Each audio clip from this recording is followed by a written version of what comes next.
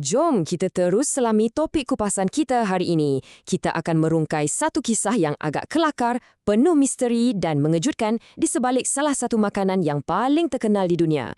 Kalau anda rasa anda dah tahu segala-galanya tentang sejarah hotdog, bersedia untuk ubah fikiran anda sepenuhnya. Cuba fikirkan sejenak tentang soalan yang agak asas ini. Sausage ni kita buat dari daging lembu, babi atau ayam kan? Langsung tak ada sebarang kaitan dengan daging anjing. Habis tu, macam mana agaknya perkataan anjing atau dog boleh melekat secara rasmi pada makanan ikonik ni? Adakah ini satu strategi pemasaran, salah eja, atau ada kisah yang jauh lebih gelap di sebaliknya? Mari kita mulakan dengan mengupas misteri paling popular. Dari mana datangnya nama ini? Kita pecahkan sikit antara mitos dan juga realiti sebenar. Perkara ini memang jelas membezakan antara cerita dongeng dan sejarah sebenar. Ada satu mitos yang sangat popular ni, kononnya pada satu hari yang sejuk di stadium baseball pada tahun 1901, ada seorang penjual jerit jual sausage dog chain yang panas.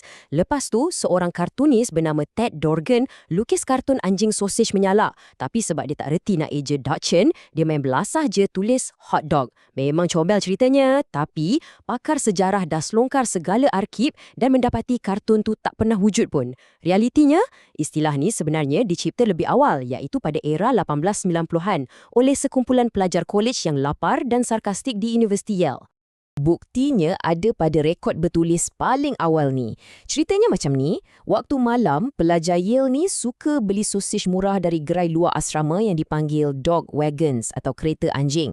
Memandangkan kualiti daging tu agak meragukan, dorang mula buat lawak gelap, kononnya sosis tu diperbuat dari daging anjing.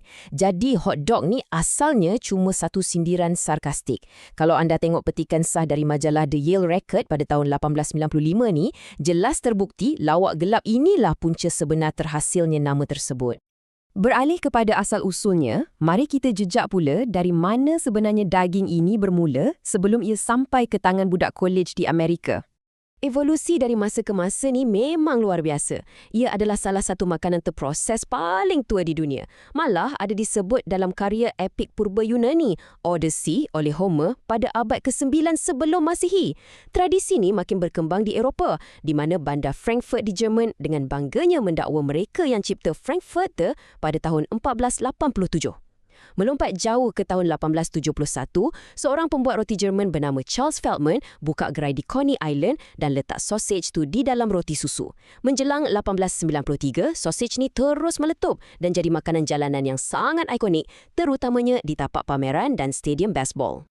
Poin paling penting kat sini adalah bagaimana wujudnya asimilasi budaya. Imigran Jerman pada abad ke-19 bawa dua perkara yang sangat dorang hargai kat Amerika. Budaya makanan sausage kurus mereka dan juga anjing peliharaan kesayangan mereka dari bakar Dachshund. Orang tempatan tengok bentuk sausage dan rupa anjing tu memang ada persamaan visual yang sangat ketara. Terus dorang mula buat perbandingan, sampaikan pemotong daging Jerman sendiri pun bergurau panggilnya sausage Dachshund atau anjing kecil. Okey. Nama dan sejarah dah tahu. Tapi pernah tak anda tertanya-tanya macam mana makanan ni diproses pada hari ini? Walaupun orang selalu buat lawak tentang apa sebenarnya yang ada di dalam daging hot dog ni, hakikatnya pembuatannya sangat dikawal ketat oleh pihak berkuasa. Prosesnya bermula dengan daging yang dipotong dan dikisar hancur dalam mesin keluli tahan karat berkelajuan tinggi. Kemudian daging ni diadun dengan air dan rempah sampai jadi satu emulsi halus. Lepas tu, campuran tadi dipam masuk ke dalam selongsong, selalunya jenis selulosa, dan dimasak sepenuhnya di dalam rumah asap dengan suhu terkawal. Akhir sekali, rantaian hot dog ni dibilas dengan air sejuk sebelum ada mesin automatik yang akan mengupas buang kulit selulosa tersebut. Bila hot dog ni mula tersebar luas di seluruh Amerika, setiap kawasan mula bangunkan gaya dan kesetiaan yang sangat kuat terhadap resepi unik orang sendiri. Anda perhatikanlah betapa spesifiknya sesetengah kawasan terhadap resepi dorang ni. Contohnya, gaya Chicago. Ia terkenal dengan bunyi letupan kecil atau snap setiap kali digigit, hasil gabungan selongsong semula jadi. Dan ingat, kalau anda kat Chicago, minta sos tomato atau kecap untuk hot dog anda adalah ibarat satu pantang larangan yang besar. Di New York pula, ia lebih ringkas dengan mustard dan sauerkraut. Ia popular dijual dalam troli jalanan, sampaikan penduduk beri gelaran mesra Dirty Water Dogs sebab sausage tu sentiasa direndam dalam air swam.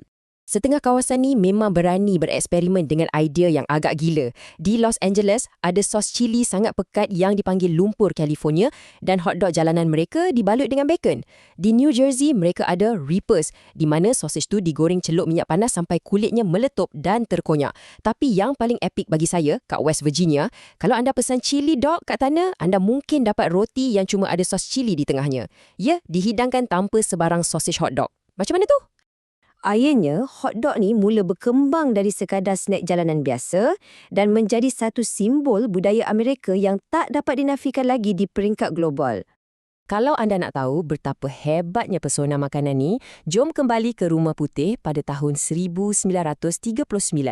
Waktu tu, wanita pertama Eleanor Roosevelt rancang nak hidangkan hotdog kepada tetamu di Raja Britain, iaitu Raja George VI.